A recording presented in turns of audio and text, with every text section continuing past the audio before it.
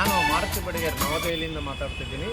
ನಾವೇನು ಸೆಪ್ಟೆಂಬರ್ 28ಕ್ಕೆ ವಿಶ್ವಕರ್ಮ ಸಮ್ಮೇಳನ ನವದೆಹಲಿಯಲ್ಲಿ ಹಮ್ಮಿಕೊಳ್ತಾ ಇದ್ದೀವಿ. ಆ ಸಮ್ಮೇಳನ ಇದೇ ದೆಹಲಿ ಕರ್ನಾಟಕ ಸಂಘ RK ಪುರಂದಲ್ಲಿ ನಡೀತಾ ಇದೆ. ಈ ಕರ್ನಾಟಕ ಸಂಘದಲ್ಲಿ ತುಂಬ ಅಚ್ಚುಕಟ್ಟಾದ ಒಂದು ಹವಾನಿಯಂತ್ರಿತ ಹಾಲ್ ಇದೆ, ದೊಡ್ಡದು.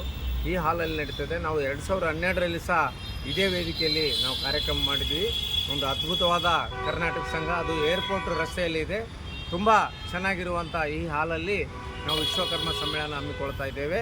ನಮಸ್ಕಾರ, ನಾನು ಮಾರುತಿ ಬಡಿಗೇರ್, ನವದೆಹಲಿ.